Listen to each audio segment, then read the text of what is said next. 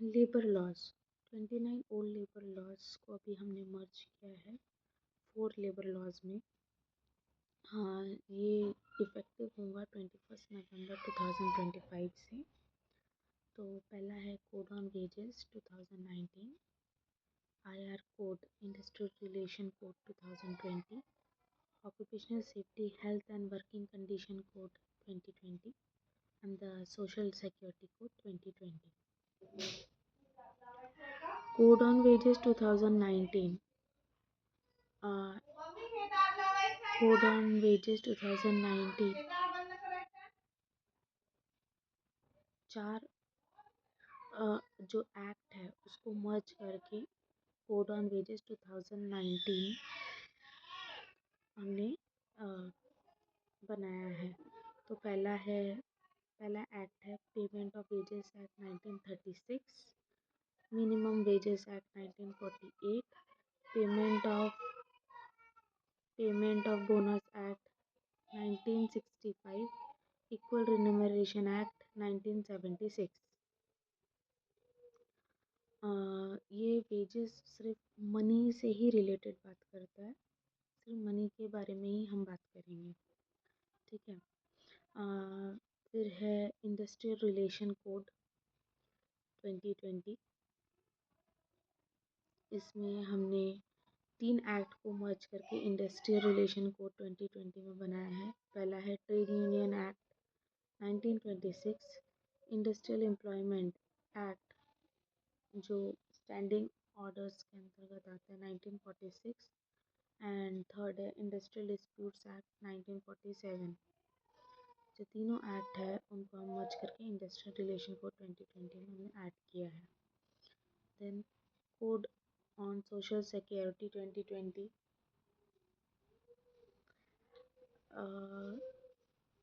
इसमें 9 एक्ट्स है। 9 एक्ट्स को हमने मर्ज करके कोड ऑन सोशल सिक्योरिटी 2020 में डाला है।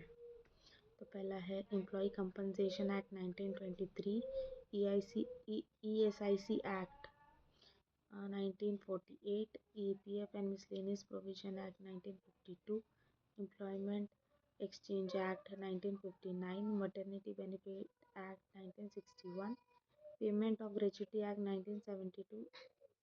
और भी है, और 3 बचे हैं, उसको हम बाद में डिस्कस करेंगे। देन फोर्थ है occupational safety health and working condition code 2020, जिसमें 13 एक्ट्स है, जिसमें से हम तीन एक्ट डिस्कस करेंगे। Factory act 1948, mine act 1952, plantation labour act 1951। 13 acts को कंबाइन करके occupational safety health and working condition code 2020 बनाया है। ओके, तो फर्स्ट है code on wages act 2019।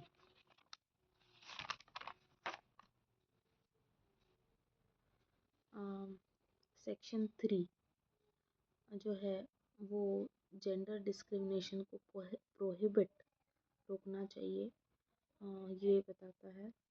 Discrimination on ground of gender, section 3, male female के बीच में हमें कोई डिस्क्रिमिनेशन नहीं करना चाहिए, कोई भेदभाव नहीं करना चाहिए, और कोई करता है तो उसे रोकना चाहिए। तो prohibit discrimination on grounds of gender prohibit gender discrimination comes under section 3। In section 5, minimum wage एक बेसिक वेज है जो हर वर्कर को मिलना ही चाहिए। ओके, देन है section 6, wages can be fixed either daily, weekly और मंथली। वेजेस को हम फिक्स कर सकते हैं डेली के हिसाब से, वीकली के हिसाब से, मंथली के हिसाब से। सेक्शन 6 में आता है। सेक्शन 9, सिर्फ सेंट्रल गवर्नमेंट ही डिसाइड कर सकता है floor wage with regard to living standard of workers. अब फ्लोर वेज क्या है? फ्लोर वेज एक नेशनल मिनिमम बेस लाइन है और इसे सिर्फ सेंट्रल गवर्नमेंट ही डिसाइड कर सकती है वर्कर्स के लिविंग स्टैंडर्ड के हिसाब से। Only central government decides floor wage with regard to living standard of workers. Section 9। Section 14, if employee works overtime, अगर कोई भी employ section 13 fix number of hours of work, a day of rest in a period of 7 days, 7 दिन में से एक दिन तो उनकी छुट्टी रहेंगी मिनिमम। अगर कोई वर्कर उस रेस्ट डे में काम करता है तो उसका पेमेंट ओवर टाइम रेट से कम नहीं होना चाहिए। Number of hours of work a day, fixed number of hours of work a day of rest a period of 7 days. If he works on rest day, he should be paid not less than overtime rate। गमने में section 14, अगर employ over time करता है तो over time rate double होना चाहिए normal rate of wages के हिसाब से। If employee works overtime rate should not be less than twice the normal rate of wages। Section 14 तो सेक्शन 13 हमें day of rest period of 7 days बताता है। और अगर हम रेस्ट डे में काम करते हैं तो ओवर टाइम रेट के हिसाब से हमें उसे देना चाहिए। और सेक्शन 14 हमें ओवर टाइम रेट बताता है। सेक्शन 14 हमें ओवर टाइम रेट बताता है जो कि twice the normal rate of wages से कम नहीं होना चाहिए। ओके, अब आप बोलेंगे कि फ्लोर वेज और मिनिमम वेज में क्या डिफरेंस है। तो floor wage central government decide करता है, minimum wage state government. Floor wage fixed होता है और minimum wage can not be less than floor wage. Floor wage से कम नहीं होना चाहिए, ज़्यादा रह सकता है। मिनिमम वेजेस और पेमेंट ऑफ वेजेस में क्या डिफरेंस है। मिनिमम वेजेस थ्री टाइप्स के होते हैं। एक स्किल्ड के वेजेस अलग होते हैं, सेमी स्किल्ड के अलग होते हैं, अनस्किल्ड के अलग होते हैं। उसमें भी कैटेगरी है Zone 1, Zone 2, Zone 3। Zone 1 में स्किल्ड वर्कर्स आते हैं, मतलब MIDC, महानगर पालिका, NMC स्किल्ड में आता है। Zone 2 में सेमी स्किल्ड, नगर परिषद, सेमी अर्बन बोलते हैं। और Zone 3 में अनस्किल्ड, रूरल, ग्राम पंचायत।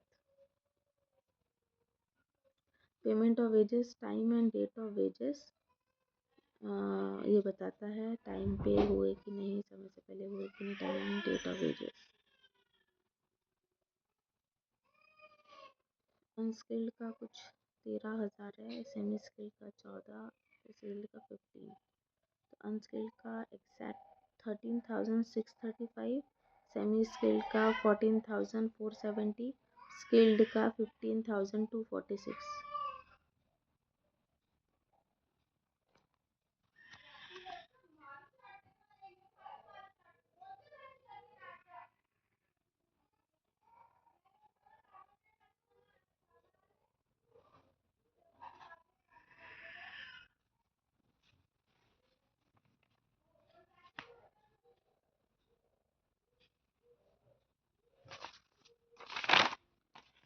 अब बोनस क्या है। Section 26, employees with wages not exceeding the amount decided by the government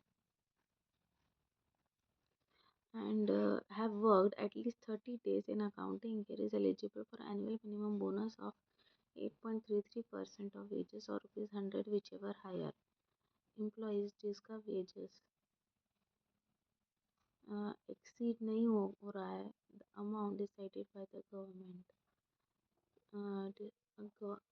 government ने एक वेज डिसाइड किया है, लेकिन एम्प्लॉयज़ का वेज बढ़ ही नहीं रहा है। Employees with wages not exceeding the amount decided by the government and have worked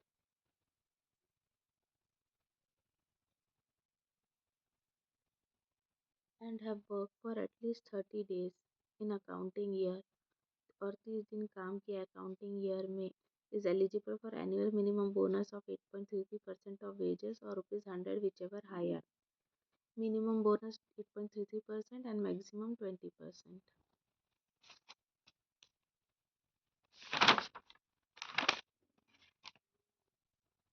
Thank you।